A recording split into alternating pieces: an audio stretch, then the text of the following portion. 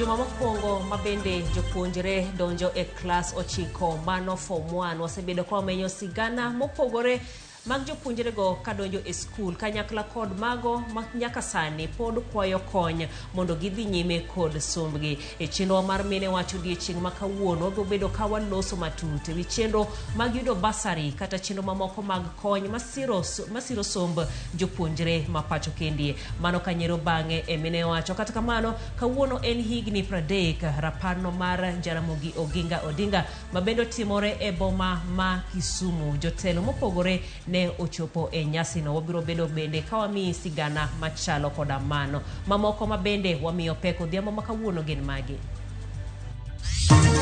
The man we are celebrating today, Ramogi Oginga Odinga, was a very, very committed family man. Ramogi really wanted people to get education. And he spent a lot of his time and a lot of his money trying to promote education. Nyasi mar hingo higini 30 nyaka ni Jaramogi Oginga Odinga Ng'el Orengo no bagi kaunti ma Kisumu. Hili jambo ambalo limetokea usiku wa leo kwangu mimi limesababishwa na ukosefu wa stima. Kwa sababu ile stima ilikosekana ikabidi hao ambao wametuacha wakatumia ile kando. Huyo kod leto kwa kogweng ma umoja tu mantire kaunti ma Nakuru tok mach nego miyo moro kod nyare kogwen makawuono. Jana wana hustle kujitafutia. So katika hiyo harakati akaingia huu mto nasikia yeye anafuganga huko. So hiyo siku nafikiria machi ilikuwa mingi. Akaingia huo mto akaenda hivyo. Oula oywero kendo nego ng'ata chiele kaunti ma Narok ka koth pod medo rocho ngima oganda pacho ka.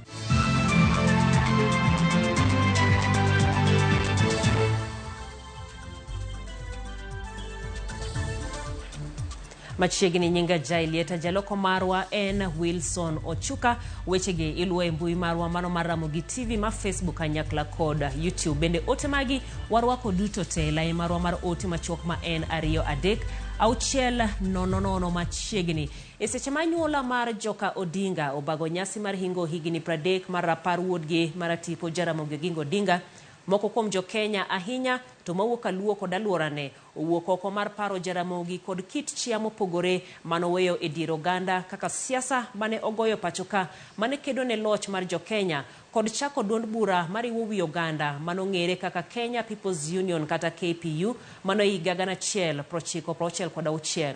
Ripota marwa Millicent Adhiambo ne otwa kod moko kuom jotelo kod osiepe Jaramogi Oginga Odinga kendo miyo wasigana ni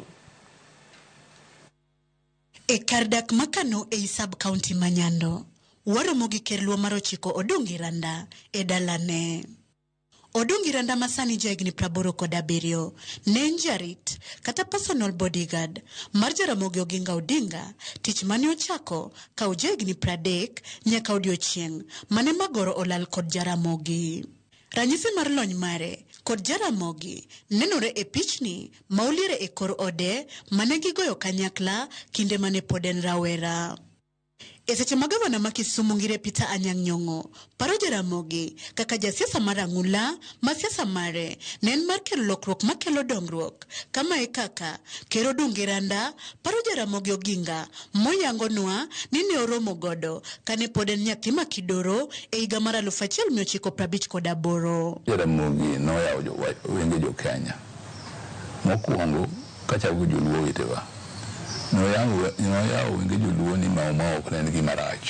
Siasa makawuono mar miyo piny loch gohuru gin joma ne ni mbele piny jo Kenya mane oloso buche mag siasa kichako gi KANU kidhi e KPU. Omiyo Jaramogi ne en ng'at moro mane ne gena ahinya kuom piny Kenya to gi jo Kenya duto. Kendo en ng'at mane dwaro ahinya riwruok jo Kenya mondo piny odhi nyime to gi siasa mar adier, gi siasa mar dongruok, gi siasa maonge achai. Higa mar 58 ema nang'orome gi Jaramogi. Aromo gi Jaramogi ka an ja skul kasomo e piny game kocha. Koro kane wadak kuno ne wa osiptal no iluongo ni Malanga dispensary. Ema wabiro kwachopo kod yaga. Ema ne waromo gi Jaramogi kagoyo erokamano ne wafuasi mage manogone kura iga pira bich Gabriel no ogone giro kamano kuom yiere mano dhige lijiko mokwongo mwarume kode to kwa biro wachung kama to wachung bute to gwela to penja nisomo kanyita nyise kama skul masome nasome liraka to pia ni nyathi kata ko nyathi ahero mino wuoro kinde no ahero kaeri gi gemme boro kichopo ne kuyot kech mitoki ne onge kuro kano neno kama to kona niya ni kare kolor sikul to mondo abi alime abi adwaro ofise kama nitie omiya kama abi adwaro mina abiro mina yude from there on usipwa no bedo gi Jaramogi nyaka nyotho. Ewi mano Ker Odongi lero ni Jaramogi ne okedo mokelo somo marom e kind yawuoyi gi nyiri. Gino mane omiyo mosenindo Mama Grace Onyango noyudo thuolo mar somo kendo bedo miyo marahuma pacho ka. Jaramogi ne japur maduong'. Jaramogi nohero gimiluongo ni somo nyithindo mondo somo kendo Jaramogi sama nodongo at that time ji ne ok otero nyithindo manyiri sikul nyaka nyako ok atero sikul to Jaramogi ne en kereji mondo nyathi nyako gi wuoyi onge pogruok e kindgi mondo puonji gi duto nikech gi duto gibiro bedo joma konyo ji. For example, paro Jaramogi kod nyasi higa ka higa ok ne oromo omiyo moko kuom jotelo kaka Gavana Nyong'o ne oneno ni ber mondo chak Jaramogi osiptal kod kata mana apeyni mondo humbe kik duon e dier oganda. Nying Jaramogi no koro klagi e wiji iwinjo kata neno kata kidhi America ni Washington Avenue nyathi monyuol kata higni 100 ka Washington no selali e pinyni to Washington en ng'a kore kinyise matine ni chako gik moko kamago konyo historia mar piny en gima duong' ahinya nyaka ipar nyathi monyuol kata higa mar 2600 biro penjo tinyise ni magi manotimre. Gavana Nyong'o medo ni Jaramogi nomedo landore kinde mane osiptal maduong' ma Jaramogi Oginga Odinga Teaching and Referral ma jomoko to pod luongo gi nying mar Russia ne oyaw e higa mar 1969 odiochieng' ma bende tulo maduong' nomuoch kane jatend piny mokwongo Mzee Jomo Kenyatta ne obiro Kisumu mar sidho ayanga kar yudo thiethno gino mane okelo hinyruok mar oganda mathoth kod lal mar ngima. Hata kane biro Kisumu notimo kuna ber ahinya. Osfar miluongo ni Russia kindego. Ne osfar manochaki ka jabori ne gin gi usiano maber ahinya gi jo-Russia. To kindego bo nochiegni Kenyatta ka vice president. Mugino ber maber. Koro Kenyatta kane biro ne yawe gima da Kenyatta timo kata Jaramogi ne kepiu kamano. To go sim Jaramogi. Nodwa biro yawo gini nowachako kendwa. Waruru tenge pogruok wa siasa mondo wayaw gini. Ten kanu bira Jaramogi no dhi kuro to gichako wacho siasa. Jaramogi no wacho gima biro timo ni jogi mene go koko gi. Jogi go koko nikech kayogi. Iwinjo. Kech kayogi. Wantinde ijwango wanjo KPU. Jogi okricho, jogi wane go koko nikech kayogi. Kimiyo gik moko magine maber mag champo. To jogi kodi gi wach. Tema ne Njoroge Mungai gi owang' ni kar jogi anyo Kenyatta. Magi go ji aradhani marach kabisa. Madhano ne otho mang'eny. Ok nonego timre kamano. Piny Kenya ji mang'eny ne gi owang' ahinya kuom tulono. Emomiyo bang' mano jogi nomake motere detention. Kech tulono ok noketho nying Kenyatta mane tulono oketho. Kata obedo ni chakruok mar osiptal ma Jaramogi ne ochak kod lwasi mar rumbi mag lit kod kuyo, jatelo maduong' ma Jaramogi Oginga Odinga Laktar George Rae yango kaka osiptalno osechung' motegno kendo go okang' e chwalo thieth e yo mowinjore kendo chopo lek Jaramogi kaka achiel kuom yore mag parego kendo medo lando umbe. Kinde mane ogore ni piny nowacho ni ogore mondo ji obed gi somo to ji obed gi ngima maler to be ji obed ogwe dhier odhi mabor. Koro gima timore ni nyaka ne gere ose develop ahinya to carry the legacy mwadhigo nyime. Wamed tiyo matek, wami jotuo mor, wami gi ngima kaka Jaramogi ne dwaro. Watim matek mondo osiptal ogerre mondo obed maduong' moloyo. E nyasi mar 10 mar higni 30 mar dhialo chia ma Jaramogi Oginga Odinga oweyo dier oganda ma pacho ka, oweyo ka jomoko pare kaka jalno manoloko kit siasa mapacho ka mondo bed mar kedo ne ratich oganda ka jomoko to pare kaka jalno mane omiyo pek weche somo kendo kelo somo marom e dier yawuoyi kod nyiri emomiyo kata gigo machalo kaka paya ma Oginga Odinga ne ochak Jaramogi mondo omi owe ka chia mare pod dhi nyime e dier oganda ma kawuono kod oganda ma kiny. Millicent Adhiambo, Ramogi TV, Kisumu County. Skul sekondar ma St Mary ACK na Mabusi ma yudore Bumula e od bura ma Budalangi olor tok pi donje klese kendo ketho somo ne maloyo jopuonjre 100 e gwenge ma Narok bende ng'ata achiel owito ngimane tok pi oula ywere. E sama koth mapek medo chwe e kor gwenge ma pachoka okelo midhiero maka kod kacha ne jopiny.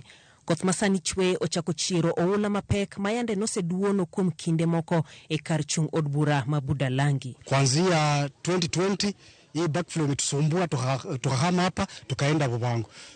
Tumerudi kwa maboma majirani bado maji inaendelea tu. En gima koro orocho chendo mapile pile mag oganda modak e gwengegi kanyaka somo bende koro orochre e skunde moko. Hapa watoto wanapitia kwa shida kubwa kwa sababu mnaona mtoto, sheria za afya inasema kwamba mtoto avae viatu, lakini sasa akifika hapa mtoto mchanga hawezi kupita.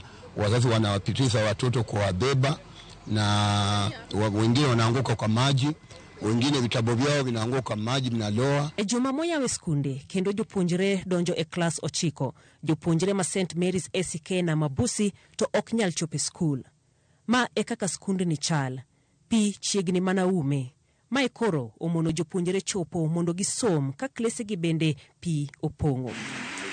En pi mawuok e nam Lolwe kaluwore koda koth mapek mosebedo ka chwe kendo miyo koro nam ng'ok.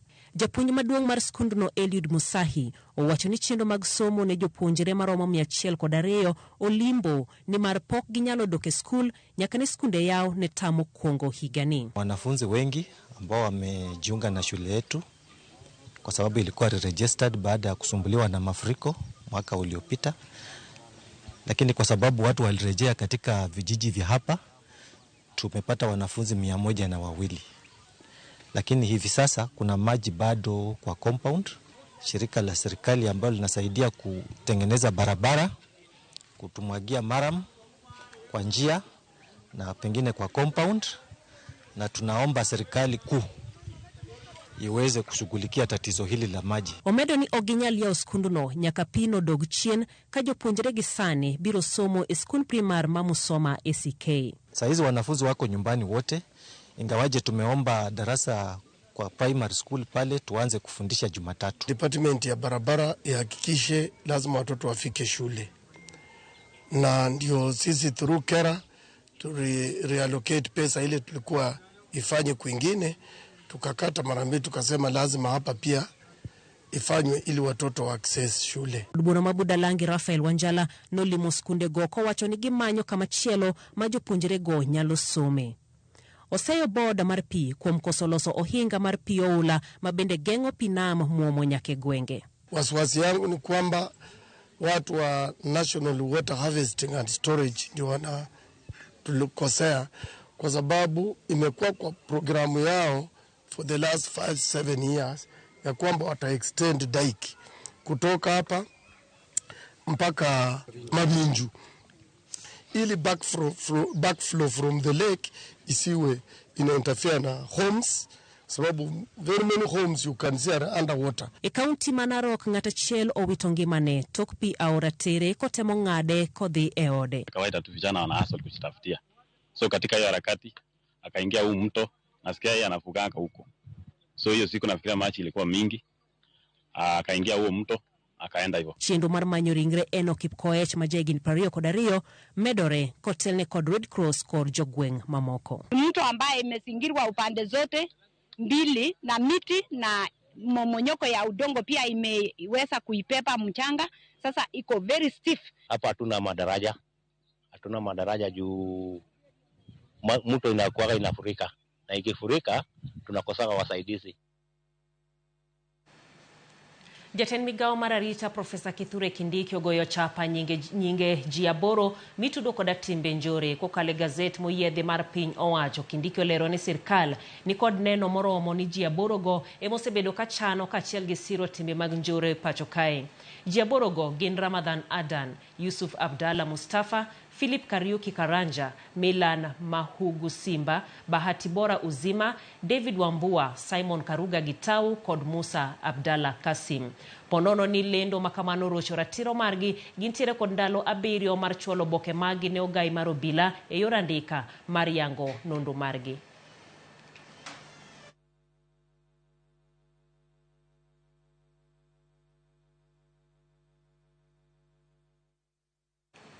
Kuyo kod lito kwa gweng' ma Umoja tu mantiere sub-county mamolo county ma Nakuru tok miyo moro ma jahigni 24 kod nyare ma jahigni 8 yud kotho e odgi tok odgi mako mach okinyi ma piny orugodo kawuono. Beatrice Wairimu kod nyare Angel Wairimu ne nindo e seche mane odgi wachore ni omako mach. Kaluwore koda James Masharia ma bende wito nyare kod nyakware ne giloso tok chamo chiemb odhiambo tok mano ne gidonje nindo kaluwore ni stima nolal. Anyuola no chich ni msuma ma nyargi nomoke e ode mar nindo emane nyalo kelo majno mano muoch kar saa 8:30. Jodak ywago lal makinde ka kinde mag stima e alwora ma kasino kobila mamolo kotele kod OCS olimo kar masirano kendo tero ringre go e kar kano ringre mamolo sub-county hospital.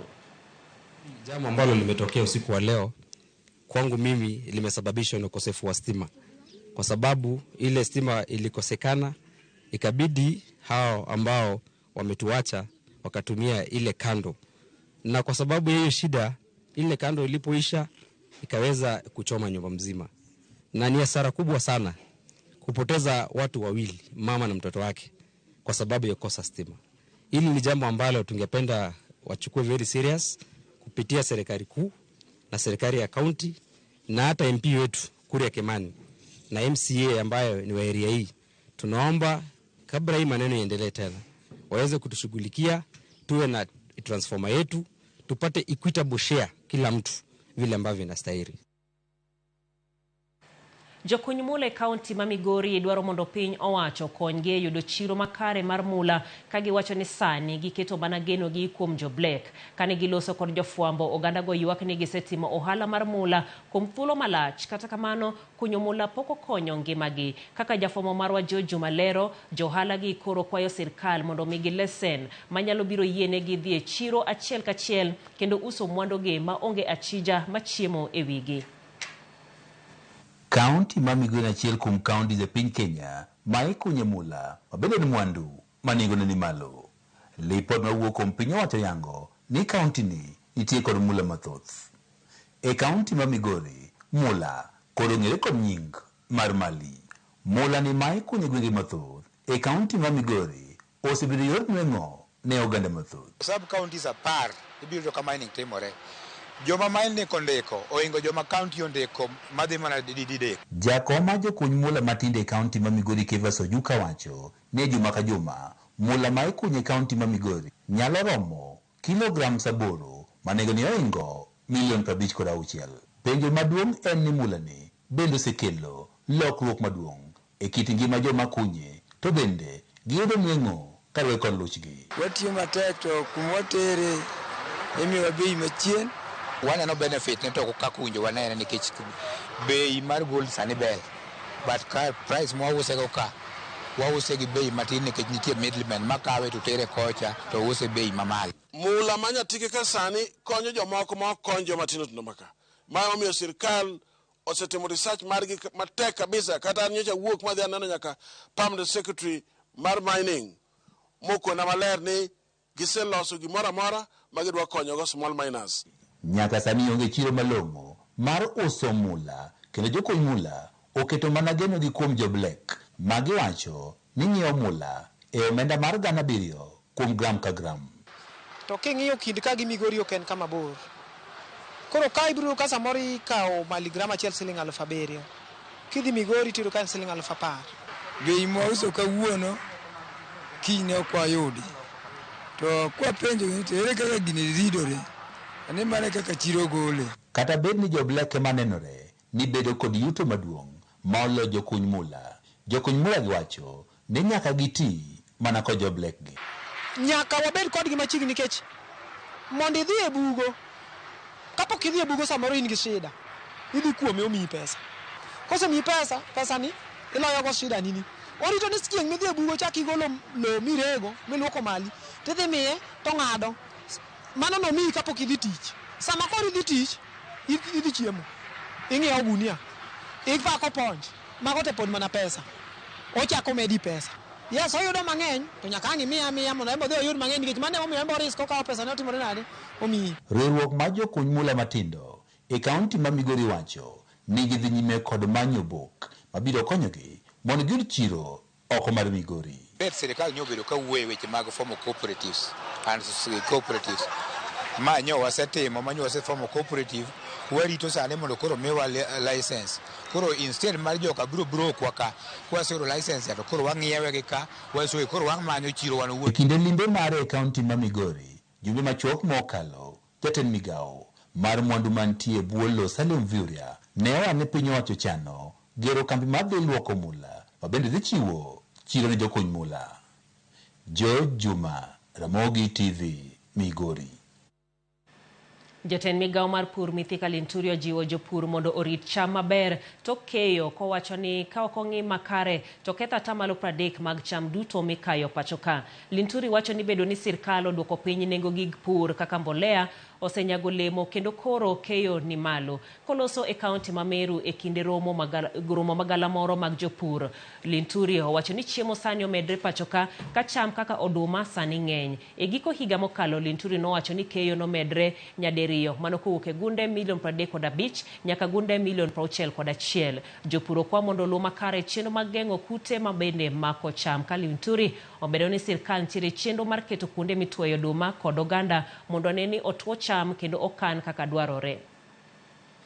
Money to buy dryers to assist farmers reduce on post-harvest losses. Na ndizo nawaambia nimekuwa kizunguka Kenya nikizipeana. Monday nilikuwa Bomet. Hii weekend huku sasa nitakuwa huku next week Meru, Laikipia, Nyandarua pande hii ya mlima. Pia nikizipeana ili chakula kisiweze kuharibika. Saa hii najua this is the harvesting time ya maharagwe. Pia maharagwe isiharibike sababu hizo dryer sitaausha maharagwe. Na more maize that you produce on beans, we have operationalized the warehouse receipt system. Our NCPMB stores in the country, we have repaired them so you have somewhere to store. Wacha iwe ni jukumu ya serikali kutafuta soko ya kile chakula tumesalisha because we want also to export and get that revenue ya kimandola. Apar koda buro dakika mobendo sekalo kendi toksa adek mar otieno podwan tiere mana e OIMORE kamana hinya komedo mana kete kairo kamana hinya Warren kanyakla kod Nicole gi mingi mano kanyero joy wacho ni uneno chenro mar OIMORE kamana hinya Kamlesh mar Asango Ramogi TV winjore maber kabisa iwacho ni tiere koda mama ni Junior Odira kawuok kudho Ramogi TV ler kanyakla kod Oteni Kagose kawuok Seme Kadela Ramogi lere gwenge maseme kaeto higoyo mosne familia moyudo masira mano mar mach. Steve Nyakwar Hagai mar Sidindi aneno Ramogi TV iworo kaka jo Sidindi ohero Ramogi TV wabende wahero kabisa eruro kamana inya komedo mana kete kae kama chielo en mari kendie Eriko Demo mar chunge Kanyamkago Jailiet aneni maler kabisa anasea ofafa era para Jaramogi iwacho ni ipenjen to dak na neni an makoro achwale gi kae kamana hinya wadhi mane yweyo machoka waduogo to wabedo koda twak marwa mano mar mine wacho kikidhi mabor.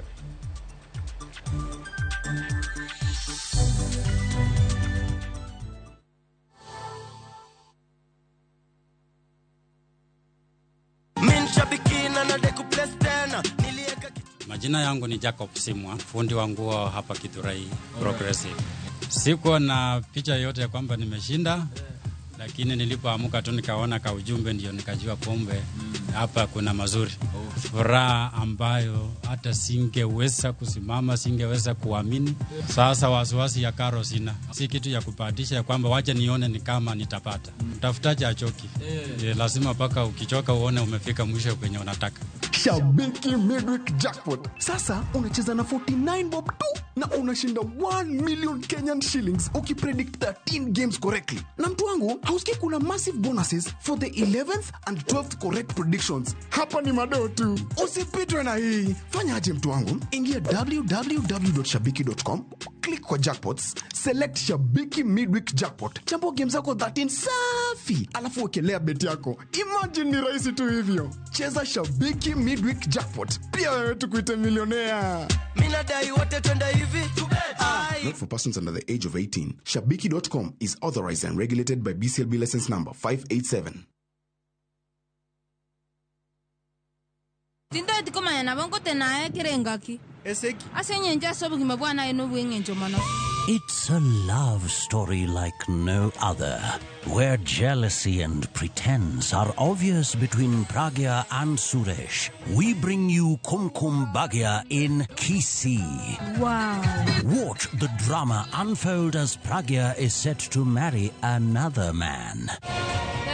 Muswati mndu arumu yakombwa ani mambi nochote bumusani no yakombwa nani mambi ndi nochote bya mate ani nenkia. Watch this beautiful love story of Kumkum Bhagya in Kisii only on Viusasa. Dial *487*1# or visit viusasa.com to renew your subscription. Wanchimbwa maiso ko mia yetamanyaini.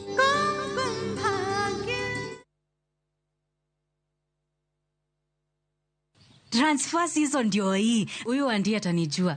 Sirudi, alifikiria itafika. Imefika. Yaani mimi nifanye kazi hii mwaka yote. Advance ananinyima. Kunilipa ananilipa late. Transfer season imefika. Na mchungia Jayden wake anakunywa maziwa. Mimi nanyonya strungi. Naamuka asubuhi 5 AM madirisha nang'arisha. Floor nimepangusa. Pato ananinyima pesa yangu ya mapema. Watu wengine mshapata off. Mimi niko hapa hata Sunday nafanya kazi. Haukali ananipimia hata makalanje siwezi kula. Round hii mutajua transfer season ni for real. Hata sikwa mpira peke. Dial *811*272# to get transfer season.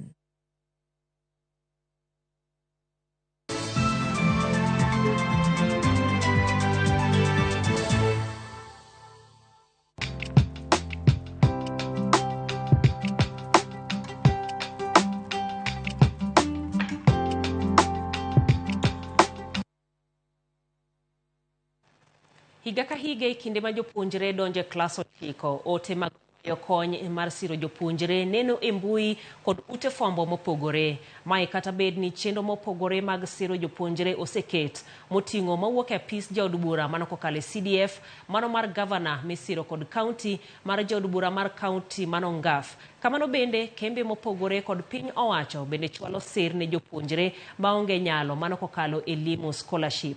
Penjo mantiere en rem ni kanye mamiyo moko kuom jopuonjre pod yudo pek e donje klas 9. Emine wacho kawuono watwa kod Evelyn Adhiambo manowere ma en jakanyo e board mar basari e county ma Kibrai. Oimore. Ero kamana inyama tudi kod Odhiambo makawuono. Ero kamana. Penjo maji nitiere godo e pachgi ahinya eni to chenro ni chako gi kanye bed nitiere ni nyalo bedo ni nitiere e rem e kaka ichwalo kony ne jogo mabendo chando. Okay, kwa chako gi scholarships kaka ntie scholarship mopogore opogore. Wan gi Wings to Fly mawuok through Equity Bank, wan gi Elimu Foundation machon ntiere under Equity but tinde no gole chakre ne sirikal manyien donji. Koro tinde yudo mostly yudo ka idhi office mar education e sub county kanye maji apply mane mar piny owacho ni yes, koro. Yeah. Koro gimatimore mostly yudo ka ng'eny jonyuol ok ong'eyo ga kaka process ni chakre.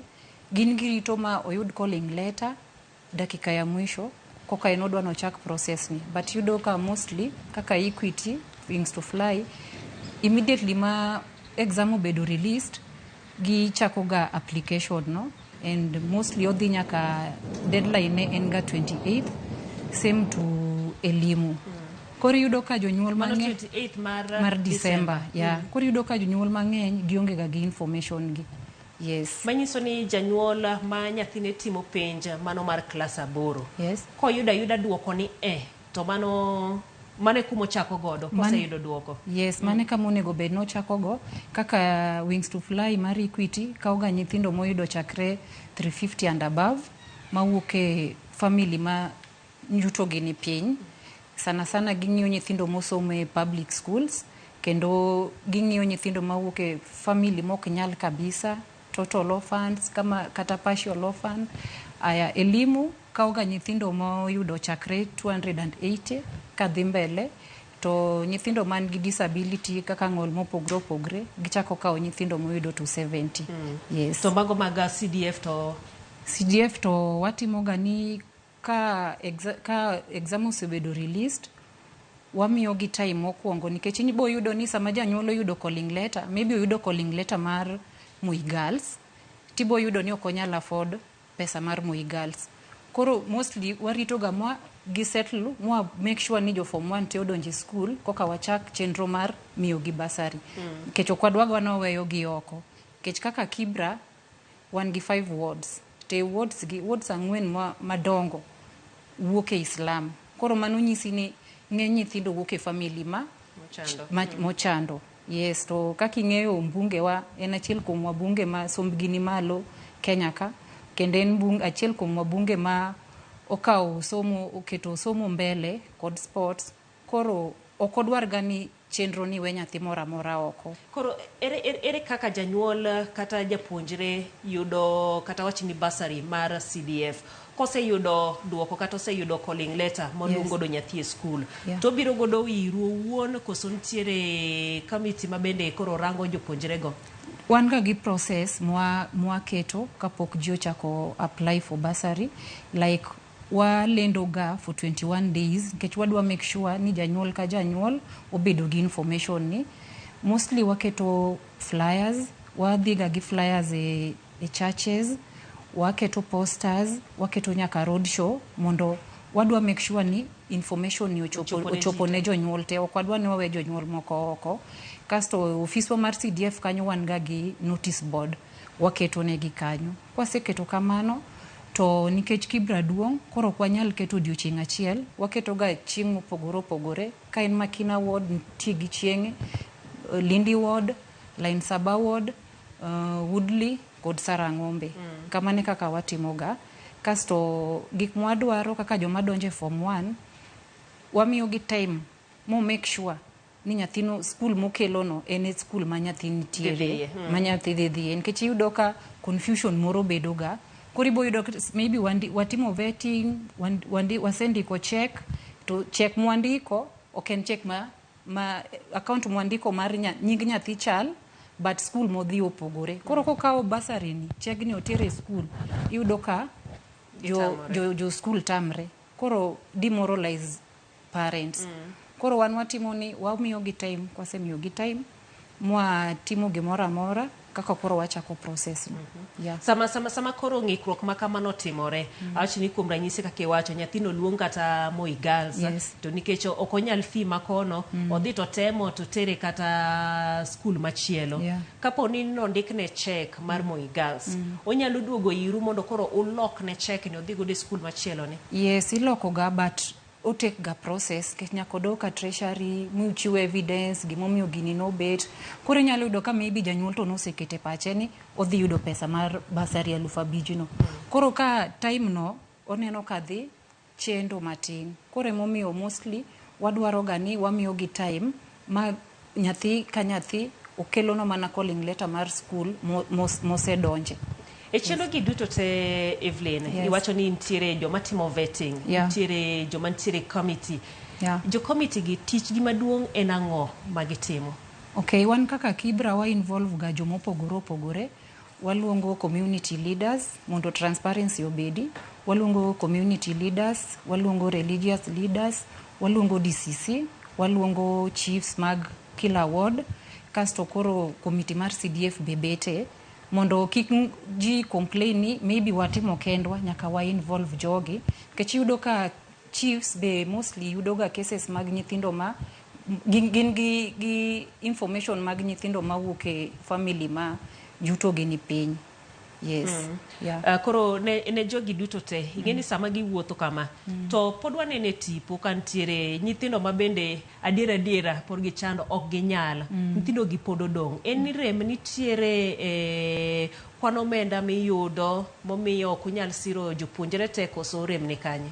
Kwan mar omenda ma imiyowa ok nyal konyo nyithindo te. Mostly kaka koro wan jo Kibra, ingeni Kibra en slum.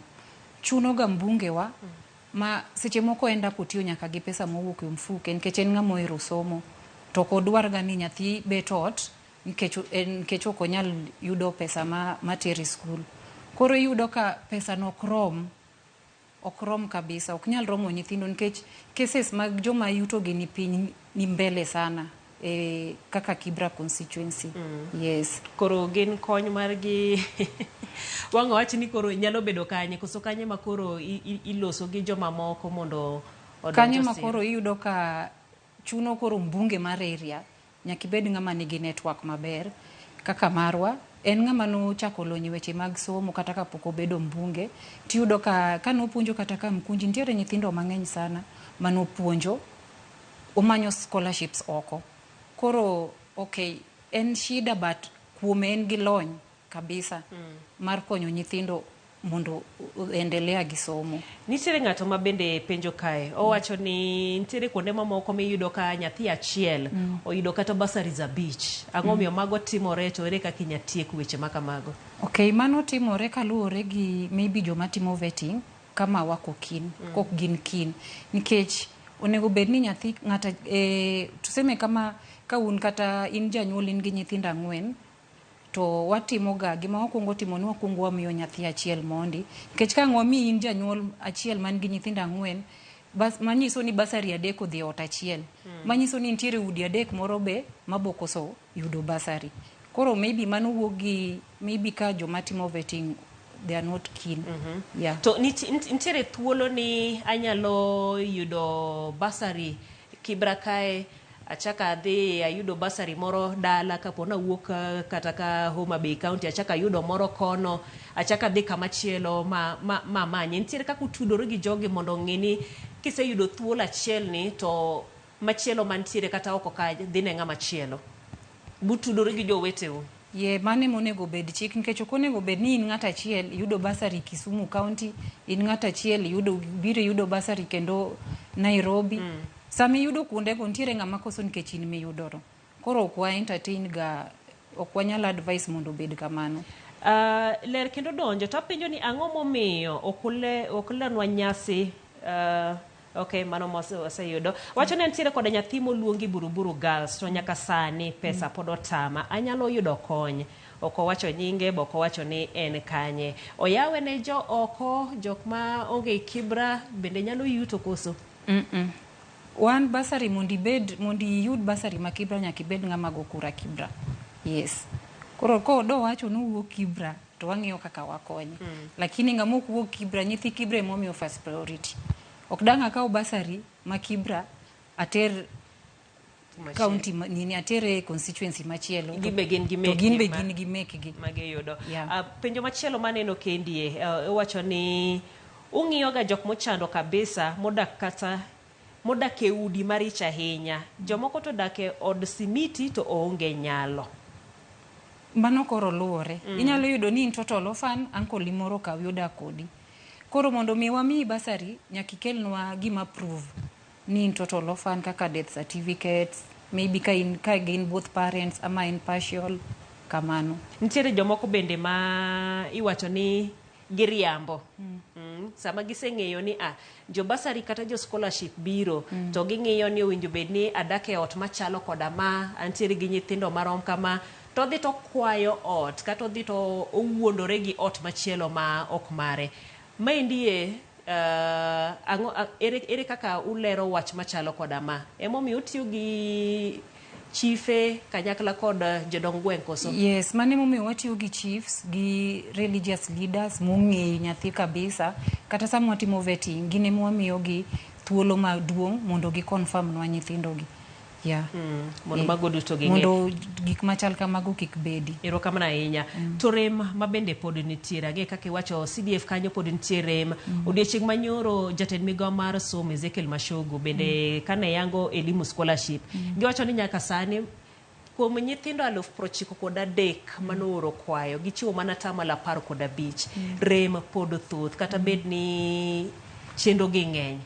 Ere kaka konye inyal chwal ne jopuonjre? Koro mane umiya nyisi ni koro dwaro MP man gi network. Nikech koro ok inyal wacho ni nyathi ok bisome constituency ni nikech government pok omiyi. Koro bochuni ni iwuog outside the box mondo imany scholarships from jomoko mopogore opogore. Yes. CDF pok odonjo. Neno ka jood bura ywak, jonyuol mabende ogene nitiere mane osechako siro, ok gidonje form 1 sani, gidhi nyime gi form 2, 3 kata 4. Ere kaka giyudo kony? Okay, kaka Kibra mane elimu kauji naneno ka MP wanotemo matek. Mostly elimu sama gitimoga process no iriwowaga kaka Lang'ata sub-county gi Kibra sub-county. Koro nyithindo te mane elimu oketo ne gin nyithindo 54 to naneno ka jatenda notiyo matek ma kuom nyithindo 54 nyithindo 40 nokaw from Kibra, nyiri 20 gi jowuoyi 20. Koro temo matek, ong'iyo yore mopogore opogore. Geno nitie. Kapod warito, geno pod nitie. Erokamano ahinya. Wachni mogik ka watieko. An gima anyalo kwayo jonyuol, basari en gima konyo kamatin. But ka in kata gi biashara, in kata gi tich matin, kiyudo 100, ti gi 70 kan 30 mondo nyathi osom. Kech somo en gima ber. Kikiket geno gi duto te e basari. Kikiket geno gi duto e basari. Kaka sani basari pok obiro.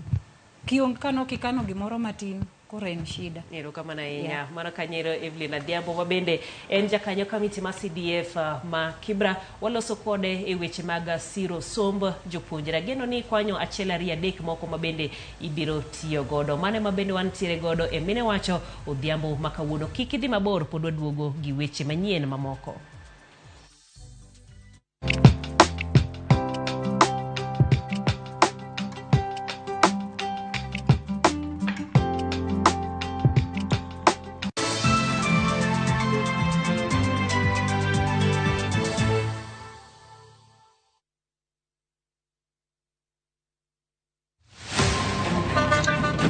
Tuanze kulipa kadi sasa, na kadi ni cashless. Umesema tunaweka pale? Na kwa ile namba. Mimi niko na cash. Nisaidie hiyo do na namba yako ya simu.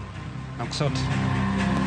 Kama wewe ni abiria wa matatu, iwe safari fupi au ndefu, hakikisha umelipa nauli yako ukitumia fomu za kidijitali. Hakikisha umepata risiti yako kwa simu yako in case kuna issue na unahitaji kulipwa na insurer. Risiti yako, yani your digital receipt, ndio ushahidi wako. Mambo ni digital. Wasiliana na mhudumu wako wa bima kwa maelezo zaidi.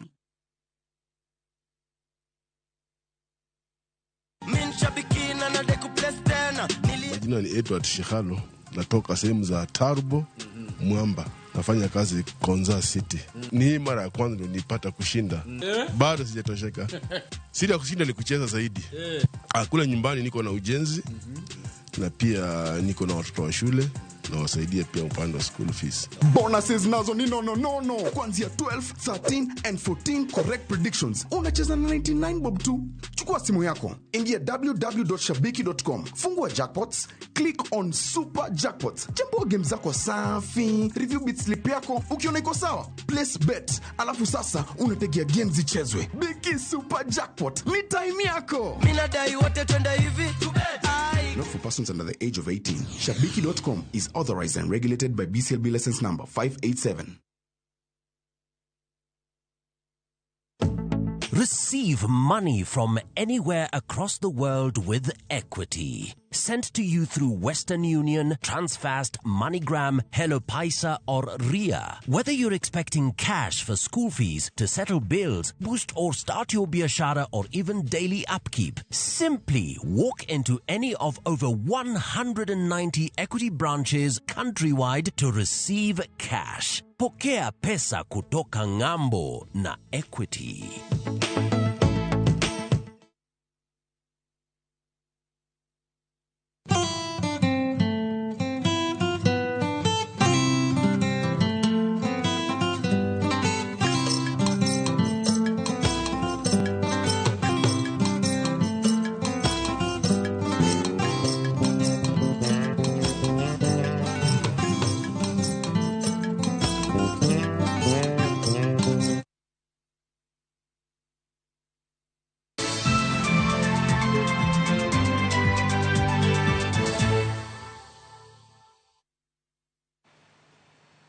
machiegni kendo. E kindeni mamoko kuom skunde ma pacho kae pod nigi klese mag chuodho, choche maricho kod lwasi marach mar somo. Skunde e kar chung' od bura ma Kiharu, kaunti ma Murang'a, osebedo ka rieny e bwo chenro motisi ni masomo bora, ma en chenro manochak kod jaod bura ma Kiharu Ndindi Nyoro, mawachore ni osekelo lokruok e skunde duto mag primary kod sekondar ma kwan gi romo 112. Penjo mathoth osewuok e wi kama chenro no ma isiro kod omenda ma CDF ma Kiharu gole pesa ma kore lach makamano, mano mar kete tim gik makamago. Dibed ni ng'ato tiyo kod chenro ni e keto Ndindi Nyoro e opara mamalo mar siasa motelo ne yiero mar 2027. Chris Owino kolono matut. Achiel kuom olemo mamit mag katiba mar 2010 en omenda mar dongruok mar kuonde chung' od bura NGCDF. E ute chung' od bura 290 ma pacho kae, omenda mar NGCDF osekelo lokruok mathoth, to moloyo e sekta mar somo, kama omenda makamano osemiyo skunde sura malombo wang'. Kata kamano, e bwo thuolo mar dweche 2 mokalo, kar chung' od bura ma Kiharu e kaunti ma Murang'a osebet e nyong'ong' kaluwore gi chenro mar siro weche mag somo e gwengego e bwo chenro mar masomo bora program. E bwo chenro mar masomo bora program, skunde duto 112 mag piny owacho mag primar kaachiel kod sekondar wachore ni osebedo ka igero kendo imiyo sura malombo wang'. Kata obedo ne kwayudo thuolo mar limo skunde duto 112, moko kuom mago mane wachwayo wang'wa oger maber, ka dier ot mag klese duto omuonie tiles, alwora mag skunde opedhie kabros mar tieko buru kod chuodho. Ramogi TV obilo wach kod jaod bura ma Kiharu Ndindi Nyoro mar yudo ler malong'o e wi chenro makamano, ahinya to kama omenda makamano wuokie. Yes, mheshimiwa. Yes. Hivi nani? Hadi maber. Kazi koje? Kazi iko sawa? Machiegni. Erokamano. Magi timore e kinde ma siasa mag dhiro Ndindi Nyoro mondo obi obed jalup jatend piny William Ruto e yiero mar 2027 bende osebedo ka dhi nyime e yora piny e gwenge mag Masawa. Jumbe 2 mokalo, maloyo jood bura 15 motenore kod piny owacho ne otimo limbe e kar chung' od bura ma Kiharu mar somo rieko e wi chenro mar masomo bora. Bang' somo rieko, jood burago ne owuok ayanga kendo sidho Ndindi Nyoro kaka jal monego bed jalup jatend piny William Ruto e yiero mabiro. Makelo penjo ni en ang'o momiyo Ndindi Nyoro ne ochako chenro mar masomo bora. It would be very difficult for me to be sitting where I am seated were it not for education. And not because there was money, but because there was will. And because now we have been privileged to serve as leaders, we are trying to do our best so that wale ambao wanakuwa kama sisi, they may not have to go through the kind of challenges we went through. And that is the basis of Kiharu Masomo Bora. CDF, in Kiharu, we get more or less like every other constituency. And I must say also the majority of the MPs are doing quite a good, commendable job. Kosedi bed ni ng'ato tiyo kode kokalo e chenro no e chwalo agenda mar siasa e gwenge mag Masawa motelo ne yiero maduong' mabiro. Please be one of those people and give me something. You know, I also read on social media sometime, but you know what I've seen as a leader? Always focus on the impact. The impact. What do I mean by impact? You know the English, the language we are talking, the one we are using now. You went to a primary school. One of the teachers taught you how to say hi, hello, and talk in the language we are using now. The impact she left or he left is enduring up to date. You may have polished up along the way, but it's the same. When he told you this is called a chair, it has not changed. That was an impact. I focus on the same as a leader. To be honest with you, I don't focus on the activity. I focus on, after this, what kind of impact is there now, tomorrow, the other day. So when you focus on impact, you may not be distracted so much. Penjo mathoth bende luorore e wi kaka omenda mar dongruok mar NGCDF nyalo timo gik madongo makamago. Ere adiera e wi wachni. You know, Chris, CDF is a lot of money. All that we do, I've told you in our first term, we tiled all our public primary schools, and there are many, 112. How are we able to do that? In that regard, we started something called labor-based. In Kiharu, in terms of NGCDF, we read it the way it should be. CDF is community development. It's yes, constituency development fund, but it targets community projects. So in terms of community projects, we don't just give a muradi or a project. Even the way of actuating that project, we let it be the business of the locals. So we trained the foodies, 150 of them, in terms of fixing tiles, because that is the only skill we were a bit deficient. And another 150 foodies on professional painting. All the other things that we do, we engage the local people. So we are able to do more with less, because there is no contractor making profit out of our NGCDF. All the money goes to the project. Ponono ni en adiera ni omenda mar NGCDF nyalo timo gik manenore e kar chung' od bura ma Kiharu. En ang'o momiyo skunde e kuonde chung' od bura mamoko e pacho kae to pod nitiere kod klese mag lowo. Kabro, we are now piloting. We have started with only 10 schools, which are fully done. Again, labor-based. Once we buy the Kabro, all the other work is done by the locals. Kabro, where do we get this money from? Some is direct allocation through NGCDF. Others is where, let's say we are doing a project within the school, we make savings. We plow back within the same institution. And we are very, the way we manage our resources, we track every shilling so that we are able to do much more with much less money. Kaluwore gi Ndindi Nyoro, yo maber mar nyayo weche mag somo en keto lwasi maber ne jopuonjre e skunde gi. Sometime I was lucky to go to London. And another time, I think last year, I went to Cape Town in South Africa. As I was walking, I saw a very beautiful institution. And upon going closer, I realized it was a municipal school in Cape Town. I went closer and nikaona kabisa hii ni shule. I was surprised that a normal municipal school there was looking much better than a higher institution here. So I took photos and I called my staff here in this office. And I told them the kind of quality of work we are doing in Kiharu, the benchmark must be that kind of an institution. Kopogore kod gero skunde, chenro mar masomo bora program bende miyo jopuonjre duto mag skunde primary kod secondary mag piny owacho chiemo kaachiel kod chulo negi bath school fees. Parents in most of the day schools across Kenya, they pay 4,000, 5,000, some even higher per term. In Kiharu, you only pay 1,000 shillings every term.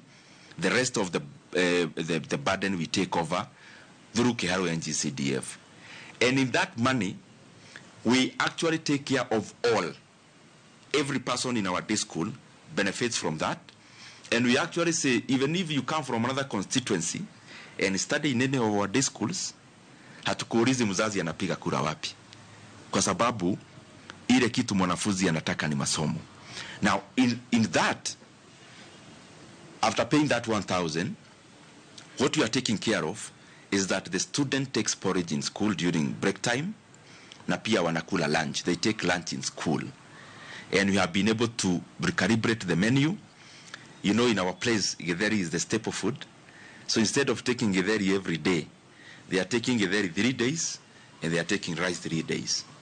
And because we also want to make education exciting, we have said that the last Friday of the month in all our day schools, they'll be taking chapati for lunch. So because as much as we are doing a lot in terms of infrastructure, we also want education to be exciting for the learners to choose to be more in school other than home. Sigana mar masomo bora program e kar chung' od bura ma Kiharu nyalo bedo mise motegno e bero skunde kod miyo sekta mar somo ndhadhu e gwenge duto ma pacho kae. Chris Owino, Ramogi TV, Nairobi. Siganawa makawuono watimo mosno leo eni jotelo mopogore no wuok oko ka Siganawa makawuono watimo mosno leo eni jotelo mopogore no wuok oko ka romo Kar Sao Nyango kod alam makende mane otim e kanisa mar St. Stephen's ACK Cathedral mayudore Milimani e kaunti ma Kisumu. Alamno ne oyuore kod familia Jaramogi kotelnegi kod ogai mar Azimio Raila Odinga kod seneta ma Siaya Oburu Odinga.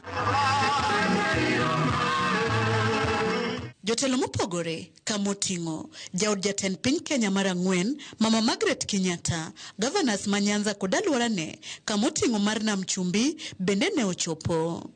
Jayalo ne ogwedho familia kod chiemb chuny. As his disciples, let us follow him by word and example. May God bless all of us. Bang'e familia Jokodinga ne okawo thuolono mar chiwo mich ne kanisa kaka yoringo Jaramogi. Bang'e wuoth ne ochope kar romo ma Ofafa Memorial Hall kuma ne budho bagie e yo makende. Ne en mor kiparo wuod Kenya maratipo kendo miel ne omielore. Kata bedo ni jotelo kod welo moko mane oyuoro ne okunj tiend wende mane wero mar moro oganda to ne gijuso ajusa. Thoth jotelo paro Jaramogi kaka jal mane okedo ne uhuru ma pachoka, wach mane osir kod wuode maduong' Oburu Odinga. He was a committed family man, and he was also committed to this country. And when he died, I can tell you there's a time I disagreed with him. I was disagreeing with Jaramogi because I was telling him, Baba, these people have given you too much trouble. You have been in detention and you came out so emaciated and you had lost so much weight because of all the thoughts in prison. Why don't you just leave that thing? You'll tell me to leave politics. It's my life and I will not leave it. I will fight for justice and I will fight for the people of Kenya until I die. Wakati tulifukuzwa kutoka university, Jaramogi Oginga Odinga akapiga simu akatafuta mtu anaitwa Gerard Otieno Kajwang na akamuamulisha aende mpaka kotini. And I remember Gerard Otieno Kajwang got as an injunction against being expelled at 6 p.m. And that's how I managed to finish my university. Ogai mar Azimio Raila Odinga to korka kore ne oparo wuon mare kaka jal mane en japuonj kendo ne okedo ahinya ne weche somo e diere oganda. Jaramogi really wanted people to get education. And he spent a lot of his time and a lot of his money trying to promote education among the Kenyans. At the time he died, there were 54 children in different stages of education. Some were in nursery, primary, secondary, and university, whom he was sponsoring.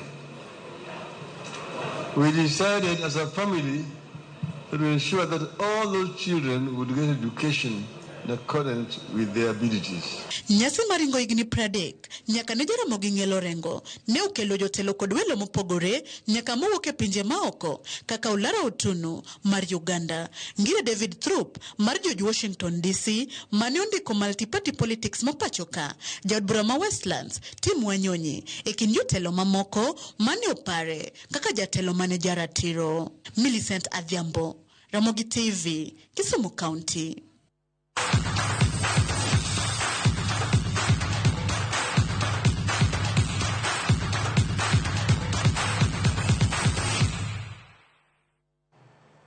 Wadonjo pau tuke kuma joloch adeko mikwano omenda maromo silings 499,566